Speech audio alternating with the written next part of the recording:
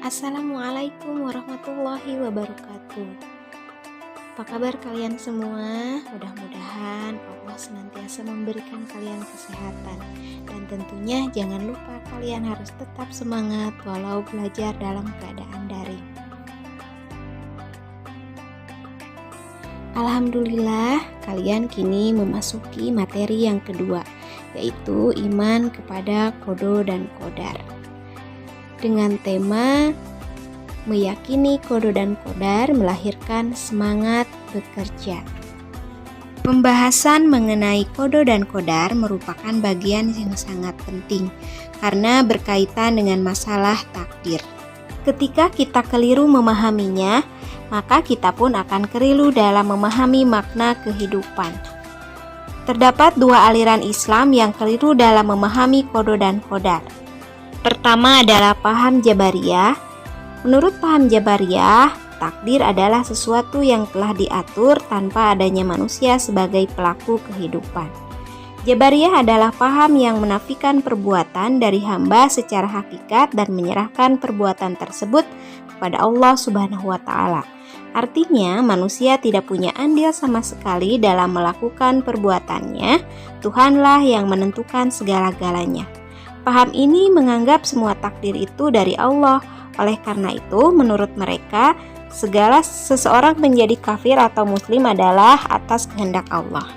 Ketika seorang pelajar tidak mampu untuk mengikuti pelajaran dan selalu gagal dalam ujian, lalu dia menyadarkan kegagalan itu kepada takdir dan meyakini bahwa kebodohannya merupakan suatu ketetapan dari Allah.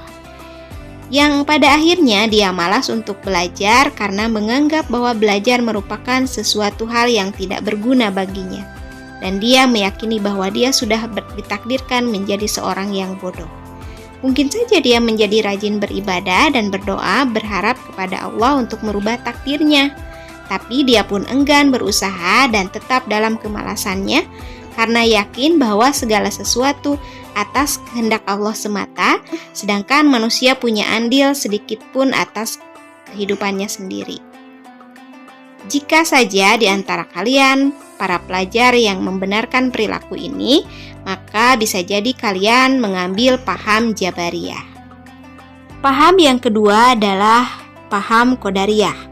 Qadariyah merupakan pandangan ekstrim bahwa kitalah yang sepenuhnya menguasai dan menentukan apa yang terjadi pada kita, bukan Tuhan. Qadariyah adalah sebuah fikrah yang mengingkari ilmu Allah terhadap perbuatan hambanya dan berkeyakinan bahwa Allah belum membuat ketentuan terhadap makhluknya. Dengan paham tersebut, mereka beranggapan bahwa setiap manusia adalah semata-mata keinginannya sendiri yang terlepas dari kehendak Allah dan bahwa manusia mempunyai kudroh atau kekuatan untuk melaksanakan kehendaknya sendiri.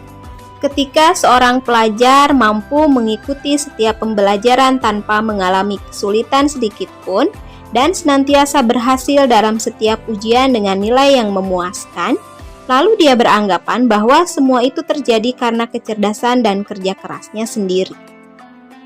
Seolah-olah dia merasa tidak membutuhkan Allah, yang pada akhirnya malas untuk berdoa dan beribadah. Karena beranggapan daripada waktu terbuang karena dipakai untuk berdoa dan beribadah, lebih baik waktunya dimanfaatkan untuk belajar. Jika di antara kalian, para pelajar yang membenarkan perilaku ini, maka bisa jadi kalian mengambil paham Qadariyah. Lalu bagaimana pemahaman yang benar mengenai qada dan qadar? Qada menurut bahasa berarti menentukan atau memutuskan.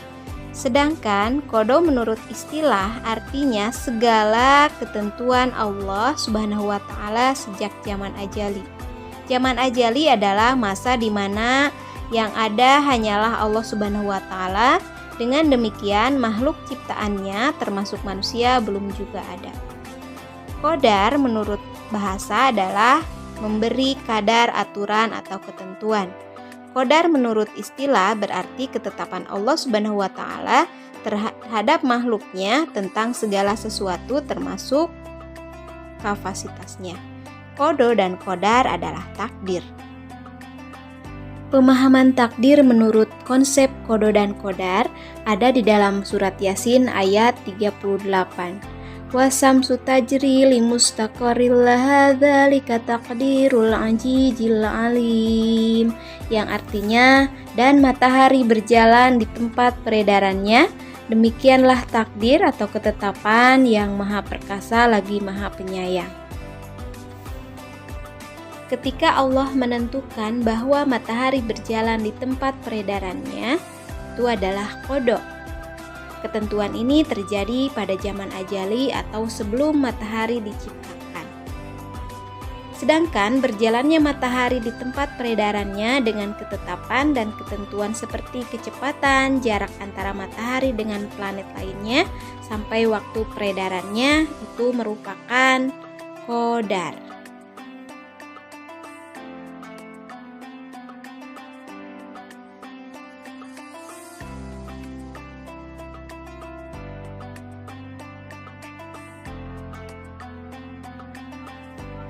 Takdir manusia diperjalankan melalui dua takdir. Yang pertama adalah musayyar. Secara harfiah diartikan adalah diperjalankan. Manusia sama seperti benda, tanaman, dan hewan, artinya tidak mempunyai kebebasan untuk menerima dan menolak takdir yang dikehendaki oleh Allah. Seperti manusia tidak bisa menolak dilahirkan dengan mata sipit atau dilahirkan dengan kulit hitam, sedangkan ibu dan bapaknya memiliki kulit yang putih dan sebagainya. Seperti firman Allah dalam surat Al-Hujurat ayat 13, "Hai manusia, sesungguhnya kami menciptakan kamu dari seorang laki-laki dan seorang perempuan dan menjadikan kamu berbangsa dan bersuku-suku supaya kamu saling mengenal satu sama lain." Takdir musayyar disebut juga dengan takdir mubrom.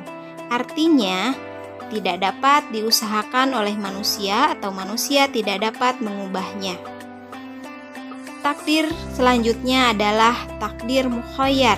Artinya, manusia diberi pilihan.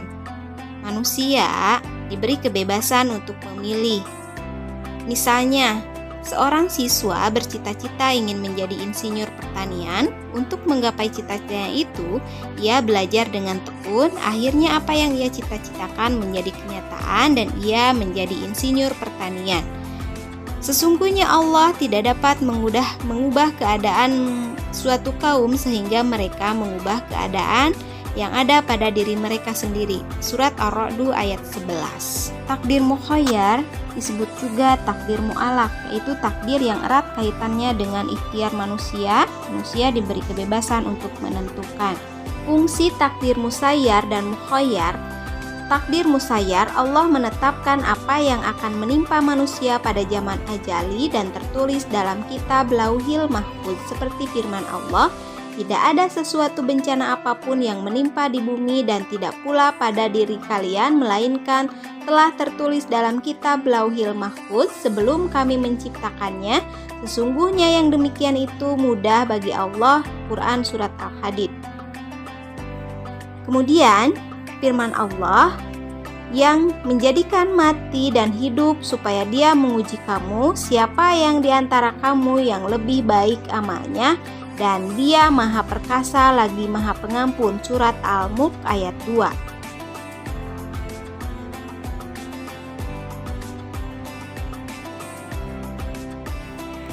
Kemudian takdir mukhayyar, yaitu diberi pilihan. Manusia menentukan pilihan pada setiap ujian yang diberikan. Contohnya, diberi anugerah, apakah manusia bersyukur atau manusia takabur. Ataupun ketika manusia diberi musibah, apakah manusia itu bersabar atau mengeluh.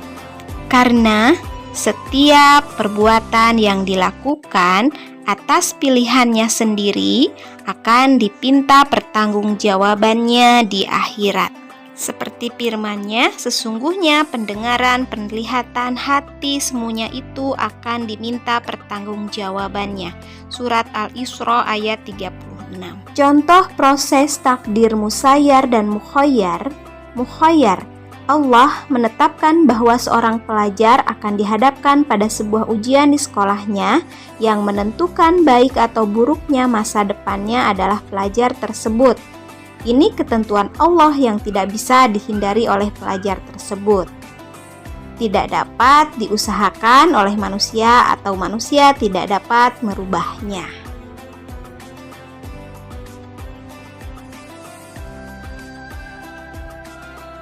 Sedangkan takdir mukhayyar, yaitu berdasarkan ketetapan tersebut, maka seorang pelajar diberi kebebasan untuk memilih sikap apa yang akan dia lakukan. Apabila seorang pelajar belajar dengan sungguh-sungguh atau dia malas belajar, ketika seorang pelajar belajar dengan sungguh-sungguh, maka dia akan meraih kesuksesan dan dia akan mendapat kebaikan. Sedangkan apabila seorang pelajar malas, maka dia akan mendapat kegagalan dan mendapat keburukan. Selanjutnya kita akan membahas tentang makna iman kepada qada dan qadar. Proses berjalannya qada dan qadar tak lepas dari sunnatullah, yaitu hukum-hukum Allah Subhanahu wa Ta'ala yang disampaikan untuk umat manusia melalui para rasul yang tercantum dalam Al-Quran, berjalan tetap dan otomatis. Keberhasilan seseorang sangat tergantung sejalan atau tidak dengan sunnatullah. Misalnya, malas belajar akan berakibat bodoh, tidak mau bekerja akan miskin, menyentuh api akan panas, menanam benih akan tumbuh, dan lain-lain. Ketika kita memahami makna qada dan qadar, maka otomatis akan termotivasi untuk berikhtiar, berusaha dengan sungguh-sungguh dan sepenuh hati dalam menggapai cita-cita dan tujuan. Namun ketika mendapat hasil yang tidak sesuai dengan keinginan kita, maka yakin bahwa Allah mempunyai rencana yang lebih baik. Seperti firman Allah, dan bahwa manusia hanya memperoleh apa yang telah diusahakannya, dan sesungguhnya usaha itu kelak akan diperlihatkan kepadanya, kemudian akan diberi balasan kepadanya dengan balasan yang paling sempurna. Quran Surat An-Najm ayat 39 sampai dengan 41. Kemudian kita berdoa, karena doa akan memberikan energi dalam menjalankan ikhtiarnya, karena Allah Subhanahu wa Ta'ala telah berjanji untuk mengabulkan permohonan orang yang bersungguh-sungguh memohon. Seperti firman Allah, "Aku mengabulkan permohonan orang yang berdoa apabila ia berdoa kepadaku." Quran Surat Al-Baqarah ayat 186. Kemudian kita harus tawakal. Serahkan segala urusan dan hasil ikhtiar kita hanya kepada Allah Subhanahu wa Ta'ala. Kemudian apabila kamu telah membulatkan tekad, maka bertawakallah kepada Allah. Sesungguhnya Allah mempunyai orang-orang yang bertawakal kepadanya.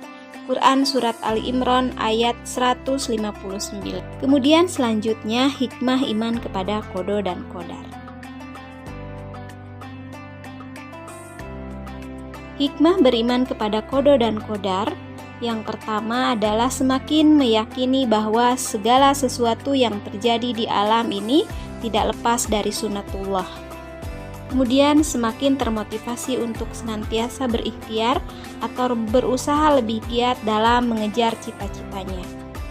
Meningkatkan keyakinan akan pentingnya peran doa bagi keberhasilan sebuah usaha.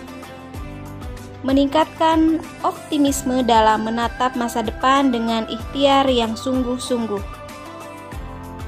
Meningkatkan kekebalan jiwa dalam menghadapi segala rintangan dalam usaha sehingga tidak berputus asa ketika mengalami kegagalan. Menyadarkan manusia bahwa dalam kehidupan ini dibatasi oleh peraturan-peraturan Allah yang tujuannya untuk kebaikan manusia itu sendiri. Anak-anakku, setelah kita mempelajari hikmah qada dan qadar, kita juga harus meneladani perilaku-perilaku yang mencerminkan semangat mengimani qada dan qadar. Yang pertama adalah selalu menjauhkan diri dari sifat sombong dan putus asa. Orang yang beriman kepada qada dan qadar apabila memperoleh keberhasilan, ia menganggap keberhasilan itu adalah semata-mata karena rahmat Allah. Apabila ia mengalami kegagalan, ia tidak mudah berkeluh kesah dan berputus asa karena ia menyadari bahwa kegagalan itu sebenarnya adalah ketentuan Allah. Ia menyadari bahwa di balik kegagalan itu ada hikmah. Kemudian, banyak bersyukur dan bersabar. Orang yang beriman kepada qada dan qadar apabila mendapat keberuntungan, maka ia akan bersyukur karena keberuntungan itu merupakan nikmat Allah yang harus disyukuri. Sebaliknya, apabila kita terkena musibah, maka ia akan bersabar karena hal tersebut merupakan ujian. Perhatikan firman Allah dalam surat At-Taubah ayat 51. Bersikap optimis dan giat bekerja. Manusia tidak mengetahui takdir apa yang terjadi pada dirinya. Semua tentu menginginkan bernasib baik dan beruntung. Keberuntungan itu tidak akan datang begitu saja, tetapi harus diusahakan. Oleh sebab itu, orang yang beriman kepada qada dan qadar senantiasa optimis dan giat bekerja untuk meraih kebahagiaan dan keberhasilan itu. Perhatikan firman Allah dalam surat Al-Imran ayat 159. Selalu tenang jiwanya, selalu senang atas apa yang ditentukan Allah. Anak-anakku sekalian, mudah-mudahan dengan kita mengetahui makna beriman kepada qada dan qadar, mengetahui hikmah iman kepada qada dan qadar, dan meneladani perilaku beriman qada dan qadar, maka akan lebih meningkatkan motivasi kita untuk senantiasa beriman kepada Allah. Seperti sabda Rasulullah Shallallahu Alaihi Wasallam, ketika Allah hendak memberikan kebaikan kepadanya, maka terlebih dahulu Allah memberikan pemahaman dengan ilmu agama. Semoga kita semua mendapatkan kebaikan dari Allah. Akhirul kalam, subhanakallahumma wa bihamdika asyhadu alla ilaha illa anta astaghfiruka wa atubu ilaik. Wassalamualaikum warahmatullahi wabarakatuh.